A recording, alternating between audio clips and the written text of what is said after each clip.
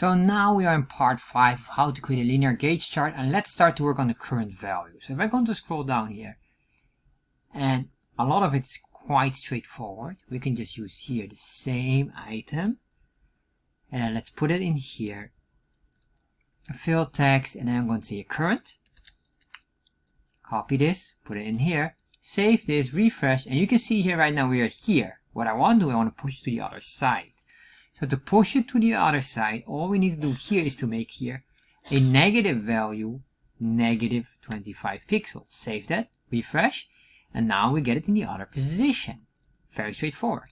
So what we could do next is, if we want to have some color, we could change the color here as well. Maybe to highlight this specific value, I will make this blue or something like that. Well, let's grab one of our nice colors here. Our default blue color, let's do this one here. And then we put it in here. Save that, refresh. Alright, so that looks nice, but now what I want to do is I want to copy this. Work on this, just say here. This is again the opposites of everything what we're doing. And then here, this is all fine, that's all fine. But then here we say here, current. Copy that and put your current, save, refresh. So now we have this here. We could even give it a color. I'll leave it for now. So what I want to, because you can see here all of this code, this is quite redundant. We can reduce this amount of code here. So what I'm going to do here is to create a draw line function. So basically function, draw line. And in this draw line, we will have certain values. So what do we need is basically the X value. We need the X and Y position basically.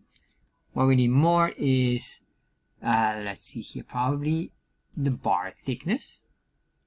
I will just say here, thickness, comma, and then we will need the value. And the value in this case would be if it's mid, high, low, etc, etc.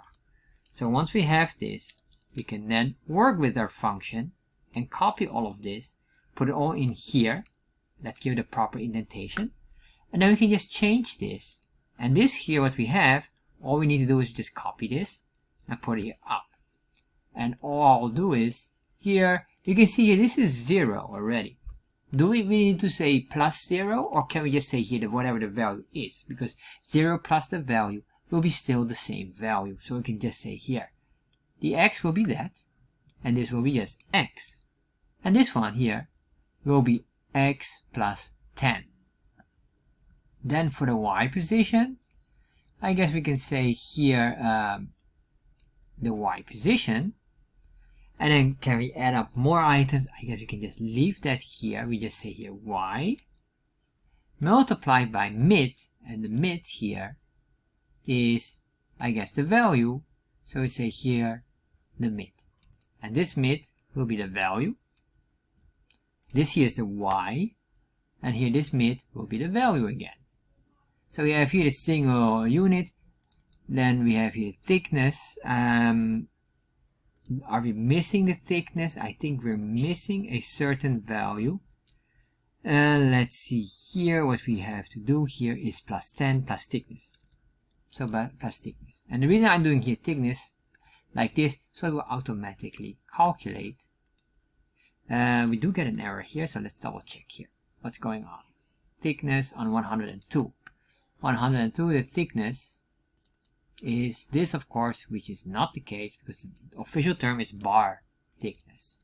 Save that, refresh. There we are, although we have some issues here. So let's see here what is going on. Alright, so after some looking at it, I guess somehow I managed to make a tiny mistake in here.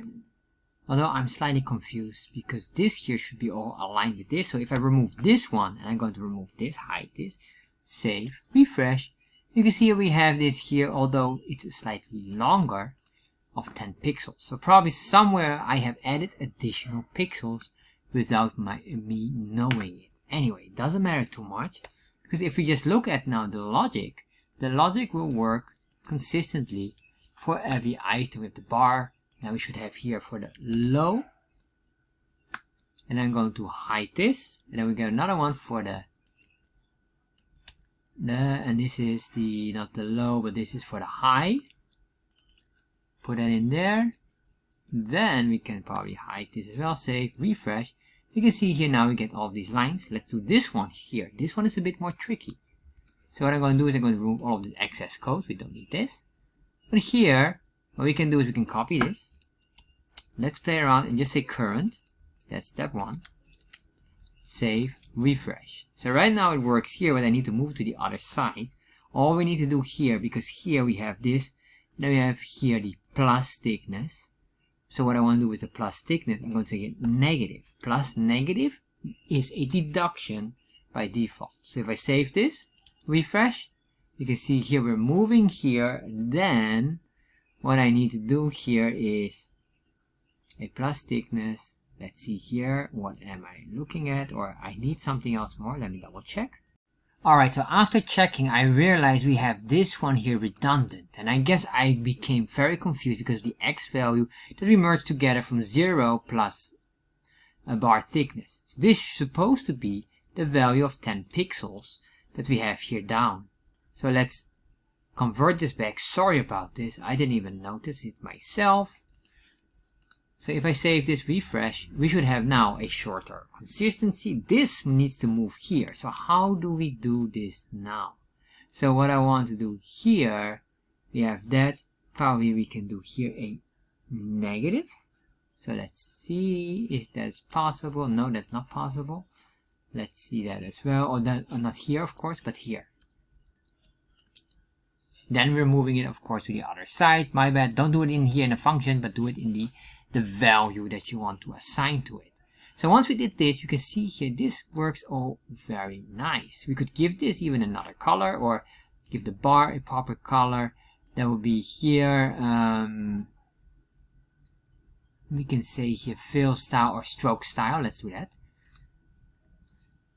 Say ctx dot stroke style. And then what I want to do here, I will say by default it's black.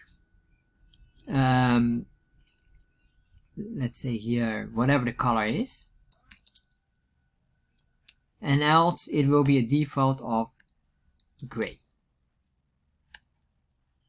And then the color here, this is a color, and then we'll just put that in here, and let's make this blue, or let's grab that blue color, scroll down. Color will be the color here, and then we can just put it in there. Save, refresh, there you are. As you can see here, because this value, what really happens here is the following. That's very important. If there's a color, we assign it here. So then in this case here will be, if we have a color, we use the blue, you show blue, and else if there's no color, set a default color of gray. This is how chart.js uses a lot of these default coloring sets for everything they have. And there we are. We get this really beautiful design here with a nice animation. And that's it.